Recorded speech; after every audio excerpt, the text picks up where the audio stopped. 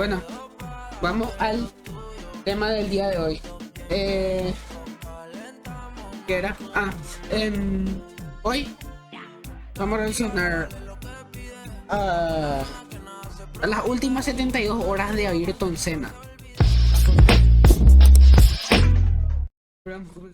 Seria esse o quarto mais famoso do automobilismo, da Fórmula 1? Você sabe onde Ayrton Senna dormiu pela última vez? É absurdo pensar que um dos maiores de todos os tempos ficou nesse quarto em sua última noite. O que Senna estava pensando nas últimas horas que ficou nesse lugar?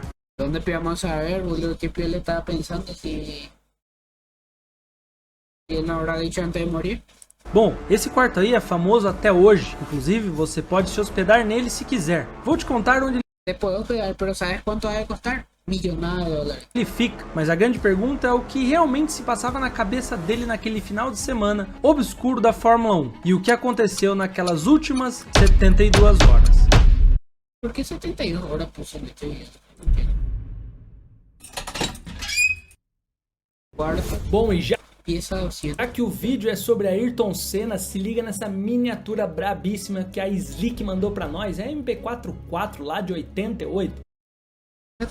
Puta la gente como súper creativo, ¿vieron? Você aí que coleciona miniaturas ou simplesmente está procurando alguma coisa para enfeitar o seu quarto, seu escritório ou para dar de presente, ó, miniatura de Fórmula 1 não tem presente melhor e essa aqui é braba, viu? Inclusive o pessoal da Slick deixou ó, cupom de desconto, então tá aí aparecendo na tela, o link tá na descrição, só vai que o acabamento, ó, é coisa fina, hein? Coisa de torcedor caro. O quarto 200 era o quarto que todos os anos o brasileiro ficava quando tinha o GP de San Marino. A acomodação era aconchegante e simples, então fazia muito ao estilo de Senna. E esse foi literalmente o último local que ele ficou acomodado a noite antes do trágico acontecimento. Mas para te explicar com mais detalhes, vamos voltar naquela sexta-feira, 29 de abril de 94. Foi nesse dia que no final de semana realmente começou com a viagem. Van a poner un plato, cámara y hacer una pose. Ok.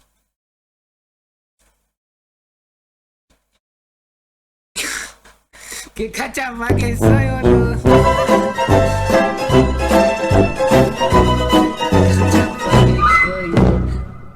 Me hace una pose, yo con el pelo y el crédito ahí está. Ah, dale.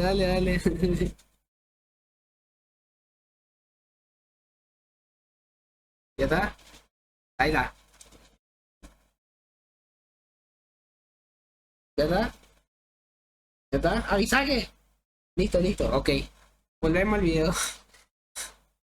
Vamos entrar no video. Do ídolo brasileiro para a Ahora sí, ok. Itália, vindo de Portugal, onde iria ficar para os eventos e preparar. ¿Se dieron cuenta de algo en Italia? ¿El país de Italia qué forma tiene? Man, yo me di cuenta en este video. Mira la bota, boludo. Preparação para a corrida. Em terras italianas, ele ficou hospedado por 3 noites em um hotel. Pero legalmente, en la actualidad, ¿cuánto debe costar este hotel? Un hospedaje. Y esa pieza, claro, debe costar millones. Pero una pieza normal, ¿cuánto debe costar? Porque sí o sí, estos pilotos que eran famosos, sí o sí, en lugares caros y lindos y donde se le atiendan bien, claro, también. Y se le dé su privacidad a ellos, se van, claro. Ha de ser carísimo, ¿verdad? Chamado Castello, em San Pietro, perto de Bolonha, onde todos os anos ele se hospedava nesse mesmo San Pietro es San Pedro en español, ¿verdad? local, Porque los italianos hablan así todo, ¿entendés? Italiano, ¿sí? desde os tempos de McLaren. Tipo ellos pronuncian mucho. E além dele, outros pilotos também estavam no local, no hotel. Isso porque era bem localizado, não muito longe do circuito de Imola. Consequentemente, era mais prático para eles, além de ser mais tranquilo e ter mais privacidade. Bom, mas ¿Vieron? Porque él eligió ese hotel. diferente de outras Era muy obvio lo. viagens, essa fez Senna levar uma mala pequena, porque não tinha eventos nem jantares Pero ¿para qué vas a llevar 2 toallas, boludo? ¿Para qué decirme? formais naquele Sos piloto de Fórmula 1. Te vas a quedar en los box para sacarte un puto casco, secarte tu sudor y volver a la pista. No encuentro el sentido de ese video. final de semana, então nada de muita más toallas. as roupas. Mas antes de chegarmos aos momentos que ele passou nesses últimos dias, vale lembrar de que vinha acontecido algumas coisas antes desse final de semana começar. Você provavelmente ouviu e leu em algum lugar que Senna estava diferente naquele final de semana, mais distraído e parecia distante nos pensamentos. Só que para entender o que se passava na cabeça dele naquele dia, a gente precisa olhar para o que vinha acontecendo naquela temporada. Antes mesmo dela começar em 94, a FIA decidiu proibir os auxílios eletrônicos, como no caso o controle de tração, suspensão ativa, controle de lançamento. Este control de tracción, ese fue el tema que le mató. Ese fue el tema que le mató. Uno de estas barras acá, se soltaron en el impacto cuando chocó por la pared y se fue en esta parte. El casco tiene una visera acá, un plástico. Y entre esa visera, rompió la visera y traspasó acá y entró por la cabeza. Traumatismo de cráneo tuvo. Se apagó el tipo ahí en la carrera. Controle de tração, suspensão ativa, controle de lançamento e ABS. E teve mudanças no regulamento dos pneus, eles eram mais estreitos e, consequentemente, tinham menos aderência. Eram carros mais difíceis de guiar, porque a FIA queria mais emoção nas corridas. Essas mudanças preocupavam o brasileiro, e ainda lá no início da temporada ele chegou a dizer que teria... ¿Listo? ¿Ya está? Ahí subí, ok. Te agradezco, Tereré, por toda tu buena onda, por ayudarme y bancarme. muitos acidentes. A Williams foi a equipe que contratou a Ayrton para a temporada. Vale lembrar. Pero, ¿qué será que habrán pasado con los vehículos de Fórmula 1 de Ayrton? ¿Será que están?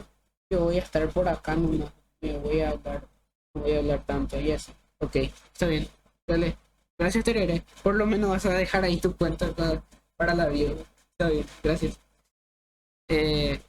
Pero Ayrton, ¿qué será que hizo? ¿Qué hicieron con los vehículos y eso de Ayrton Senna? Y por eso que corría. ¿Será que estará en algún museo de Brasil?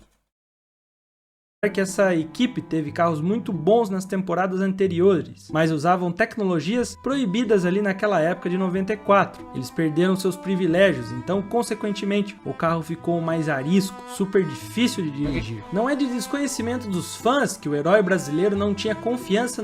Hoy en día, estas clases de Fórmula 1 ya no existen. Si vos ves en la pista en la actualidad, esta clase así de Fórmula 1 es muy raro, te va a sorprender. Porque las ruedas de enfrente se dan cuenta que es más chico que el de atrás. Y no. El de ahora, por ejemplo, no es así. El de ahora los cuatro son iguales. Las ruedas. Esta parte acá del piloto, donde va acá una barra en el medio y va una punta acá, esta punta del medio y otra punta acá al medio. Y esta antena no tiene acá, tiene atrás.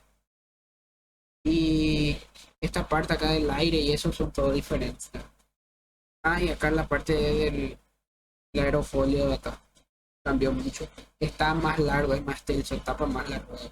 No FW16, o carro tinha defeitos e quando você não confia em um carro a mais de 200 km por hora, é algo que lhe tira o sono. Ele até disse nos testes de pré-temporada: eu tenho um sentimento muito negativo sobre dirigir o carro, dirigir ele no limite ou além. Portanto, não fiz uma única corrida ou uma única volta em que me senti confortável ou razoavelmente confortável. Estou desconfortável no carro, me parece que tudo está errado. Mudamos o banco e o volante, mas mesmo assim já pedia mais espaço. Desde quando competimos em Estoril em setembro passado, parece muito mais difícil. Isso se deve à falta de mudança eletrônica também. O carro tem suas próprias características nas quais não estou totalmente confiante, mas isso deixa ele muito tenso e isso estressa você. Palavras de Senna, e depois disso a temporada realmente começava, e mesmo ele marcando 2 pole positions, Brasil e Japão, ele não conseguiu terminar nenhuma das 2 primeiras corridas da temporada. E quando ele chegou na Itália, tinha uma pressão enorme em torno de si, e mesmo assim ele lutou com a inconsistência e dificuldades do carro. Bom, naquela sexta-feira, por volta das 8h30, ele foi de helicóptero para o circuito de Imola, se preparar para os treinos e a classificação. Um pouco depois, às 9h30, entrou no carro, fez 22 voltas e marcou o tempo mais rápido com 1.21598, mais de 1 segundo à frente do tempo de Damon Hill, companheiro de equipe dele, que até ficou impressionado com o resultado depois das mudanças que foram feitas ali no chassi. Mas já na tarde daquela sexta-feira, ele derramou...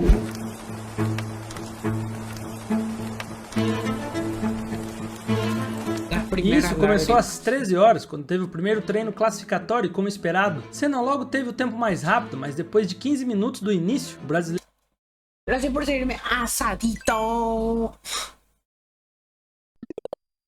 Rubens Barrichello, piloto da Jordan naquele ano, bateu o carro no meio da chicane variante Bassa, 225 km por hora. Ay, güey, puta. Ay, no te lo chocar a 230 a 225 km por hora.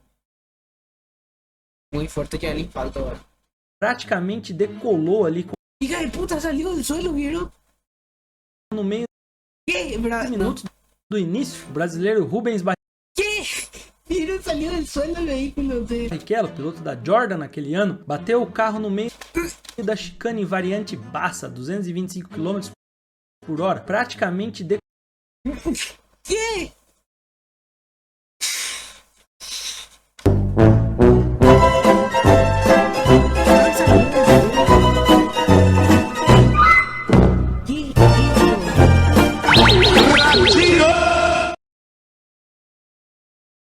¿Qué es esto, güey? ¿Qué es esto?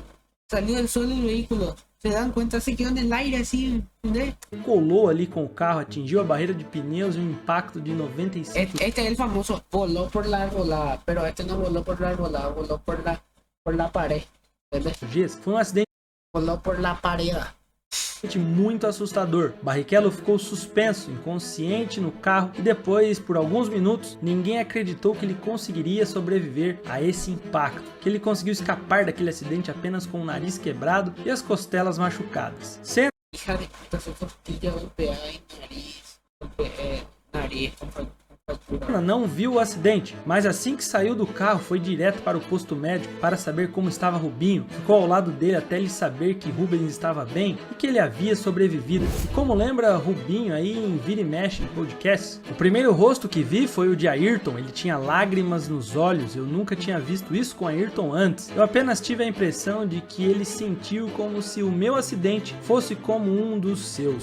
Depois disso, Senna voltou à pista, era 13h40 quando a sessão foi retomada. Ele melhorou o tempo e conseguiu fazer a volta com o melhor tempo ali no final de semana. Ao final do dia ele resolveu algumas questões com Ross Brown, teve tempo para atender aos jornalistas, finalizou os trabalhos que tinha e deixou o circuito em direção ao hotel às 20. E lá no hotel estava Joseph Leberer, na suíte de Senna para fazer a massagem regular. Eles eram grandes amigos e conversaram sobre o ocorrido assustador. Leberer achou o Ayrton mais angustiado com o acontecimento do que ele esperava, então parecia que algo estava diferente na mente do ídolo brasileiro. Quais eram os pensamentos dele? Bom, Ayrton saiu jantar e depois voltou ao quarto para telefonar para a namorada dele, na época Adriane Galisteu, que estava prestes a pegar um voo para Lisboa. Na ligação, Senna disse: "Mal posso esperar para você chegar aqui." Segundo ela, ele começou a chorar quando estavam contando detalhes sobre o acidente de Barrichello. Certamente o que aconteceu naquela sexta-feira catalisou negativamente Senna. Era angústia e incertezas. Na manhã seguinte, 30 de 4 de 94, às 9h30, Ayrton novamente de helicóptero foi para o circuito. Nos treinos ele completou 19 voltas. Damon Hill e ele concordaram que o carro tinha melhorado durante o trabalho da noite ali dos mecânicos, já que no dia anterior, Ayrton tinha apresentado aos engenheiros uma lista manuscrita de 2 páginas com coisas que precisavam ser feitas, trabalhadas. Bom, a 1h começava a segunda sessão. Escribió en 2 páginas a mano escrita lo que tenía que hacer en un auto de Fórmula 1. Tanto así de piezas que tiene este Fórmula 1. Nunca yo llegué a investigar porque cuántas piezas tiene este los motores de classificação. Ok. 1:17 PM. 1:18 PM. 20 minutes into the 1 20 minutos después del inicio de la sesión de 1 hora. hour session, the very popular Austrian driver El popular piloto australiano Roland Rosberg Roland Ratzenberger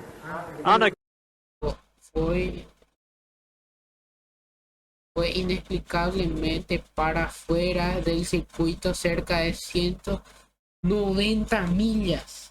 unaccountably went off the circuit at some 190 miles an hour straight into Por hora directo para una barrera. a concrete barrier at the side of the track.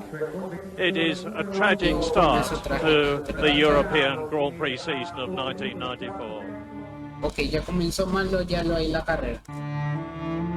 O austríaco estava competindo a segunda corrida dele na carreira pela Fórmula 1, pela equipe Simtech. Então, a 1h18, pós meio-dia, Ratzenberger bateu. Se olvidó la curva, qué estúpido que es Dios. La curva, vos sos piloto. ¿Qué te costaba venir acá? Hacer esta curva, ni acá, abrite acá, cerrar otra vez y te vas. Él vino y alineó la curva. Parou aí por el muro. Deu a direção do carro e decolou a mais de 314 km por hora quando a asa Hija de puta, su cabeza miró donde quedó. dianteira se soltou parcialmente. O carro dele bateu Murió, mas obvio.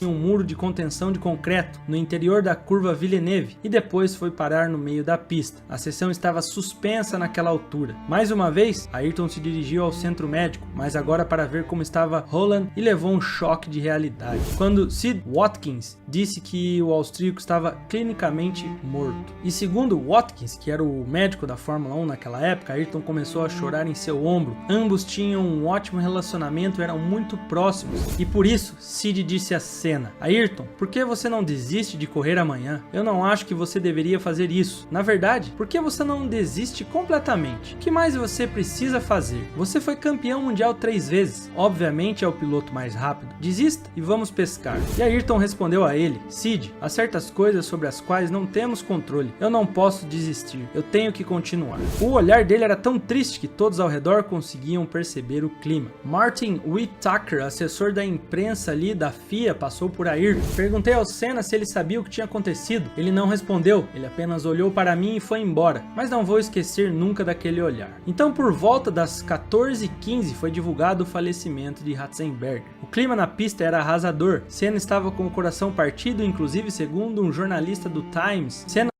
O sea que al final del cabo entró en no me sale la palabra, en depresión Ayrton Senna en la pista. Y ahí isso é o que passou. Desabou emocionalmente no motorhome da equipe Williams e teve que ser levantado no chão por Damon Hill. Ele não estava bem. Mais tarde à noite, quando Ayrton voltou ao hotel, ele ligou para Adriane e ele estava chateado na ligação. Começou a chorar novamente e a namorada achou que ele estava assim por causa de Barrichello, até ele contar sobre o acontecimento do dia. Segundo ela, ele realmente desabou na ligação e disse que não iria correr no dia seguinte. Tenho um pressentimento muito ruim sobre essa corrida. Prefiro não pilotar. Depois da ligação, ele não quis fazer a massagem com Leber, ele estava muito chateado e furioso com os comissários. E um detalhe interessante, foi um massagista que apresentou Senna a Ratzenberger no início daquele ano em um teste de inverno. Bom, logo após, Senna foi para o quarto e encontrou uma mensagem na porta de Frank Williams, seu chefe na época, para ir até a suíte e conversar. Só depois disso, ele ligou novamente para a namorada e estava determinado a correr no dia seguinte. Queria continuar, vencer a corrida e hastear a bandeira austríaca em homenagem ao amigo.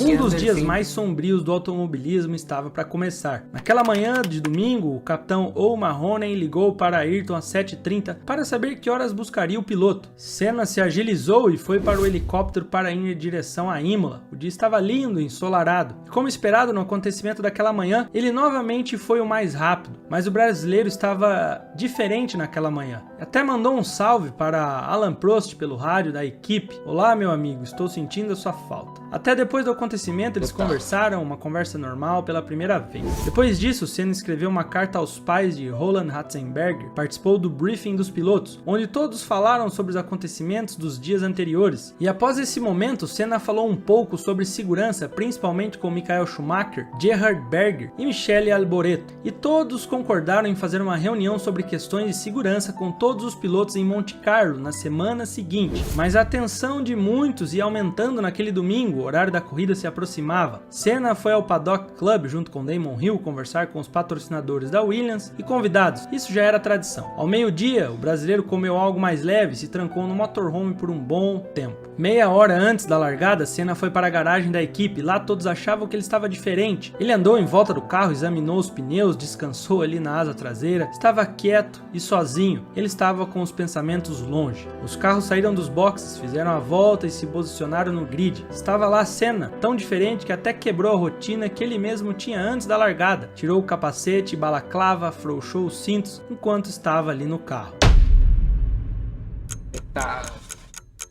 1:59 PM. 2. 2 da tarde, essa é a hora da largada. Tinha chego, não tinha mais volta e Senna estava lá para fazer a história dele, sem preparar ninguém para o que viria a acontecer. Os carros partiram e segundos depois, bandeiras amarelas já eram acionadas em toda parte. A Lotus de Pedro Lamy bateu na traseira da Benetton de J.J. Leto e foi um acidente feio, violento e assustador. Destroços voaram no meio da multidão e feriram algumas pessoas. O sea que al final del cabo, en esta pista mucha gente murió. Y Ayrton Senna ya predijo ya su muerte varios días antes. Safety car estava na pista, os pilotos saíram ilesos, mas todos esperavam a bandeira vermelha, que não teve. Senna pedia para que o carro do safety car fosse mais rápido, porque os pneus dele estavam esfriando, algo que não é bom ali para os carros de Fórmula 1 e um carro de corrida. Às 14h15 o safety car saiu da pista. Quando o carro de segurança saiu, Senna colocou marcha e pisou fundo. Ele registrou bons tempos na sexta volta, com o tanque cheio e pneus frios. Ninguém conseguia alcançar o brasileiro naquela velocidade. Sid Watkins estava preocupado com o ritmo e até disse para Mario Cassoni: En la séptima vuelta era, creo que falleció. Séptima. Acá en el chat me están preguntando. Creo que eran las séptimas. Creo que eran las séptimas. vai ter um acidente horrível a qualquer minuto. ¿Qué? Então exatamente Não entendi, a qualquer não entendi. minuto. Não entendi, Até disse não brasileiro entendi. com tanque No entendí. cheio e pneus frios. Ninguém conseguia alcançar o brasileiro naquela velocidade. Sid Watkins estava preocupado com o ritmo e até disse para Mario Cassoni: vai ter um acidente horrível a qualquer minuto. ¿Qué? Entonces este tipo le traicionó a Ayrton. Então exatamente às 14h17, Ayrton Senna se aproximou da curva Tamburello pela última vez.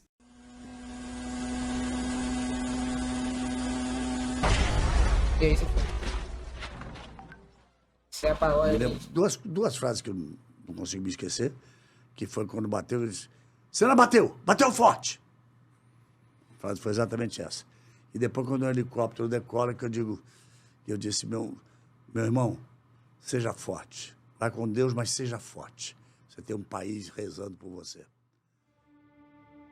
Senna esteve no Hotel Castello por muitos anos durante os dias de GP de San Marino, e até os dias atuais é possível se hospedar nesse hotel. Inclusive ele continua com as mesmas características daquela época. Mas uma coisa interessante é que o hotel tenta manter o mais próximo das características originais do quarto, de como ele era na época. Mas o tempo foi passando, eles deram alguns toques especiais, modernizaram. Hoje tem quadros espalhados com homenagens, fotos dos carros e do próprio Senna, e até uma assinatura dele. Não é incrível? E você, se hospedaria nesse hotel? Bom, De mi parte, en mi opinión, me hospedaría en ese hotel, pero depende del precio y cómo me andan tratar. todos os anos, muitos fãs passam para conhecer o local e outros se hospedam para recordar e pensar sobre o brilhante piloto que foi Ayrton Senna. Até hoje, toda a história dele e daquele final de semana em San Marino levanta muitas perguntas. Poderia ter sido cancelado aquela corrida pelas situações que já tinha acontecido? Bom, ninguém sabe. O fato é que foi o mais cinzento e nebuloso Y sinceramente es cierto lo que dice este tipo. ¿Por qué no cancelaron ese día la carrera? Porque ya eran muchas fallas del motor de vehículo. Varias personas fallecieron.